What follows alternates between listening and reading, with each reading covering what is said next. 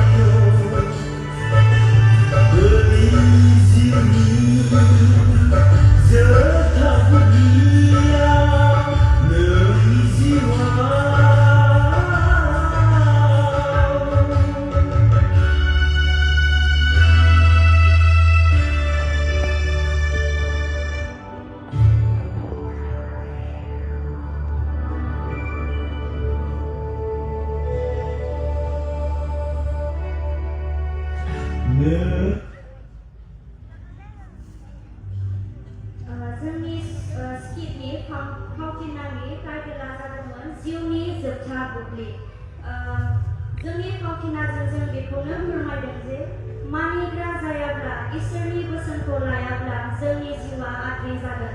जोंनि बे फावथिनायाव सासे गथ' दङमोन जायहा गावनि बिमा बिफानि अबायध जानानै जिउ खुंदोंमोन आरो बिनि जिउनि जोबथा बुब्लिया मादि जाखो बेखौ जोङो बे फावथिनाजों नुनो मोनबाय।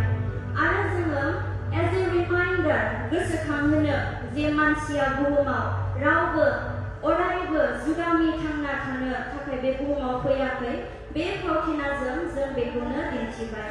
गितफोर चैप्टर 90 verse 10 आव बुंदों जोंनि बैसोनि बोसोरफ्रा 70 बोसोर आरो जर गोराब्ला 80 बोसोर जानो हागौ, नाथाय मानसिया खनसे थैथारनांगोन and no one can escape death। नाथाय जोंहा बे जिउनि उनाव मोननै जायगा दं, heaven and hell, सोरगो आरो नरक and it's everlasting। दिनै जोंहा मोननै लामा दङ, गुवार आरो गुसेब लामा। माथाइ 7:13-14 सिरियाव बुंदों नोरखोनि लांगोनाया गुवार आरो बे लामाजों थाबायनाया आलथुवा, बिजों थांनाय मानसिफ्राबो गोबां, नाथाय गोथांनि रायजोआव हाबनाय लांगोनाया गेसेब आरो बे लामाजों थाबायनाया गोब्राब, बिजों थांग्राफ्राबो इसेल'। जोंनो इसोरा सायख'नायनि उदांस्रिखौ होबाय, since Christ paid his blood for our life। जोंनि जिउनि लागै जिसुआ गावनि थैखौ फसरबाय। अब्ला जोंनि आगोमा बेसेनगोनां जिउआव फै जों गोथांनि रायजोआव हाबग्रा गेसेब लांगोनाजों हाबनि। जिसुआनो लामा, नंगौ आरो गोथाङा, बिजों नङाब्ला रावबो आफानियाव सौहैया। अब्ला जों दिनै गावनि जिउखौ इसोरनो गथायनि आरो जिसुखौ गावनि जिउनि बासायगिरि होननानै जोङो नाजावनि आरो जों सानफ्रोमबो फोथायनायजों, अननायजों आरो नंगौजों थाबायनि। Let us then surrender our life today to God and accept Jesus as our Lord and Savior and walk with Him in every day of our life in faith, love, truth and humility। बे फावथिनानि director mister धनजु खाख्लारि, एरेन्जार mister Dimasa दैमारि, निस बालिसिता Baptist चार्चनि फावथिना दिन्थिफुंनाय बेसेनोसै। And on behalf of Nis Balisita Baptist Church, we give thanks to Boro Baptist Convention for giving us this beautiful opportunity to perform the skit. May it all be for the glory of God. Thank you. God bless us all.